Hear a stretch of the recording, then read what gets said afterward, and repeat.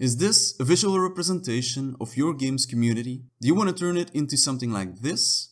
Well, keep on watching. Hey, what's going on guys, and welcome to this second video. My name is Sam and I'm the founder of Oro Interactive, a marketing and PR agency.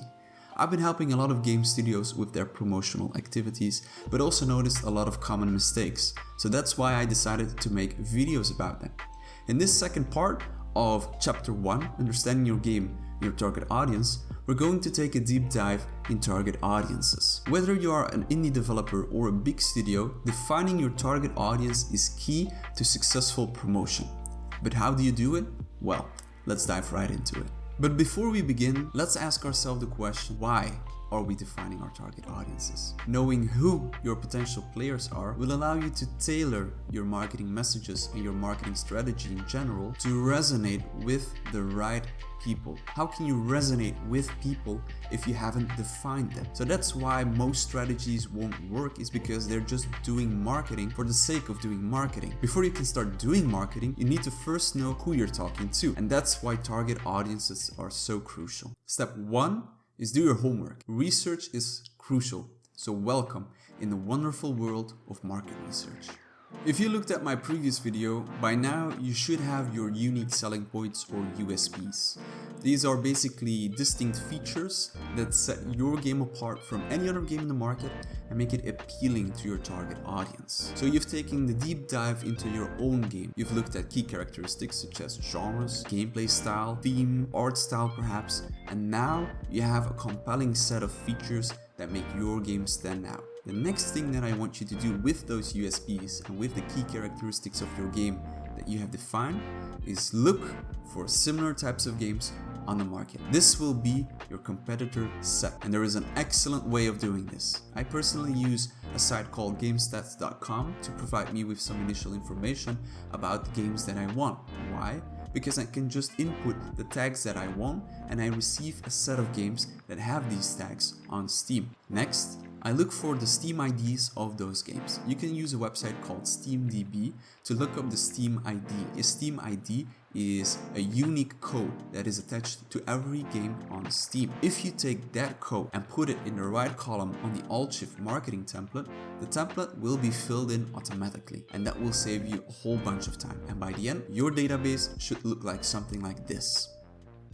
Next up, you should really take a deep dive in those player bases. Collect data on their demographics, their age, their locations, on their preferences, what do they need, what do they dislike, and then also on their player behavior. Do they live on Discord? Do they live on Twitter, other social media, on forums? Bundle all that information, and now we're going to start creating player personas. Player personas are basically buyer personas, but applied to video games. These are fictional and generalized representations of your ideal target player base. The goal of player personas is to know and to understand who you are talking to. What I want you to do is, for each player persona, you want to give them a name, you want to give them an age, you want to list their interests, their motivations, their behaviors, the games they also play within the same niche. You also want to list every bit of detail that you can find on those player personas. This is an example of a player persona. The goal of this exercise is to humanize your target audience, which makes it easier to connect with them on a personal level. Remember, one size does not fit all. With your player personas in mind, now create marketing messages that you think might resonate with the objective information that you've collected. Speak directly to each group's interests and desires. Personalization is the key to capturing their attention. Promoting your game on the right platform is crucial. Perhaps you've tried everything on Twitter and it's just not working out. Your conclusion? No one is interested in my game. But perhaps your target audience does not live on Twitter. For example, if you're targeting a younger demographic, then TikTok might be an excellent platform.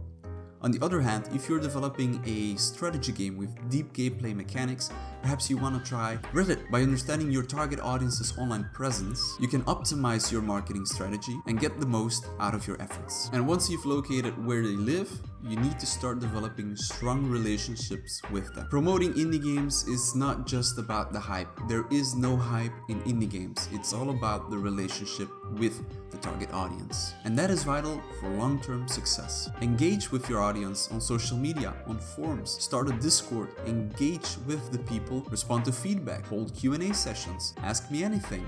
Perhaps involve them in the development process, give them certain jobs, such as quality assurance. This not only boosts your players' loyalty, but also spreads positive word of mouth. And that is something that every marketeer is striving for.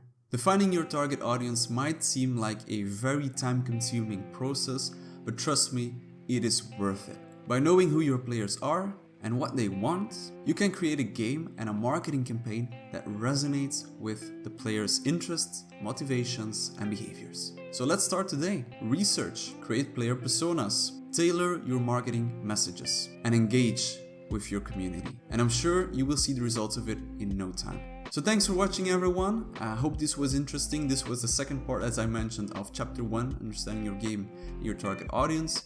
You now know what your game is. You now know who your target audience is. The two combined will probably give you enough information you need to set up compelling marketing messages and a compelling marketing strategy that resonates with your intended player base. If you enjoyed this video, feel free to hit that thumbs up button. If you really enjoyed it, perhaps subscribe.